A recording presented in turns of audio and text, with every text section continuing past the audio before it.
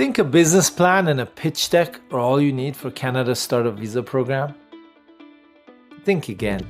Every year, thousands of hopeful entrepreneurs and applicants fall for flashy promises of guaranteed permanent residency through Canada's startup visa program, only to discover they've invested time and money into a pathway that may fail to meet IRCC's expectations. What's the truth? Well, the game has changed and not everyone has caught up. Hi, I'm Reza from Ingwe Immigration, a global mobility firm that helps clients move, invest, and build their lives across different borders.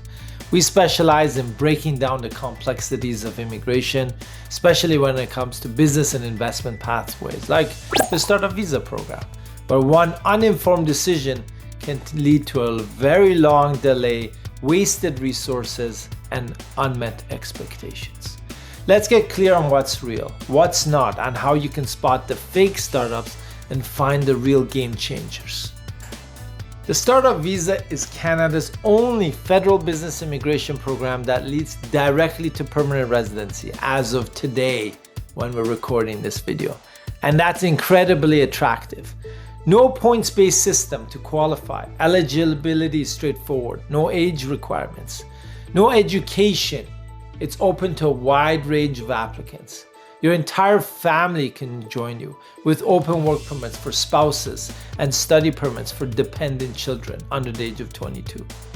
You can either stay in your home country while your PR is processed or come to Canada on a 3-year open work permit to start building your business.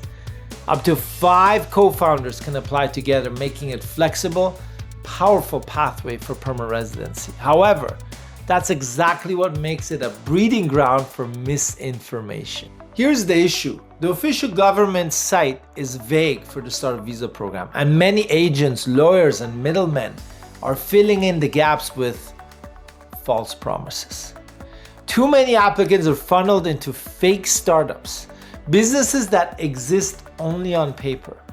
A pitch deck, a business plan, a website. IRCC used to accept that, but not anymore. In 2020, IRCC officers have tightened their review process for startup visa permanent residency applicants. They now ask for proof of incorporation in Canada, updated business plans and milestones, evidence of real progress for the startup business, MVPs, meaning minimum viable products, pilot projects, and intellectual property registrations. If your startup lacks these, IRCC may flag it as not genuine or even quote unquote artificial transactions. That's code for you're only doing this for PR, right? Let's look at some real life examples. In these 3 cases that we're reviewing today that went to federal court. In the first case, Le versus Canada, in which the applicant's startup had minimal growth and no traction. The financials were unrealistic and the officer found no, quote unquote, no serious effort to build a real business. The judicial review, or as they call it, an appeal in federal court, was denied for this case. The next case was Neri versus Canada. Contact info for the supposed team was fake. Website didn't work. IRCC ruled it artificial transaction to gain status, basically to get immigration. Judicial review or federal appeal was denied. In the next case, it was a combination of work permit and PR. Rezai versus Canada. The applicant showed no business expenses, no staff, and insufficient settlement funds for even the work permit. Both the PR and work permit were denied. These aren't isolated cases, folks. They're becoming the norm. Are you ready? Here's what a genuine startup must now show according to the IRCC best practices. Real investment into a Canadian business account. Expenses for development, marketing, taxes, and payroll should be funneled through that startup business. Financial statements and CRA tax filings for the Canadian entity. Actual Canadians on staff, on payroll. Partnerships, pilot projects, or customer engagements, or as they call it in the startup world, the community, which means how many users do you have? If it's a physical business, licenses, leases, and more. If your application is missing these, it's not ready. Full stop. Startup visa tip number 1.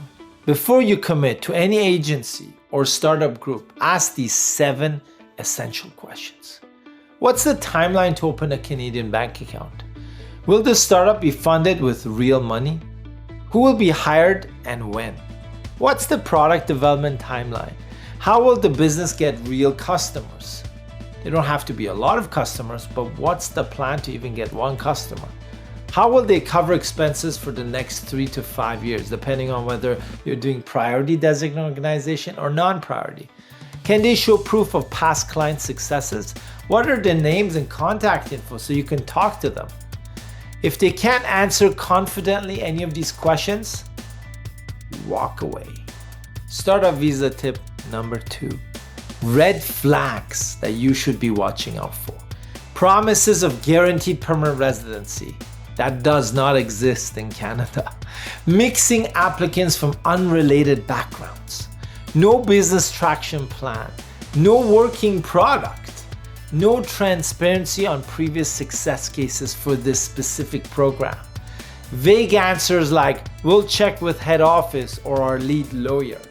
While no one can guarantee IRCC approvals, asking these questions upfront can help you identify the right opportunity from the very beginning. At Ingwe Immigration, we've helped hundreds of entrepreneurs build real thriving businesses that meet IRCC standards and lead to permanent residency for Canada.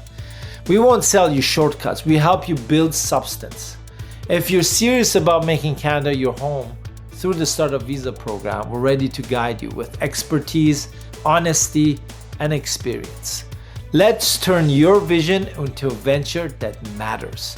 Don't forget to like, subscribe, and hit the bell icon for more real-world immigration insights. And if you're ready to get started, click the link in the description below of this video. Our team will be ready to guide you through this entire journey.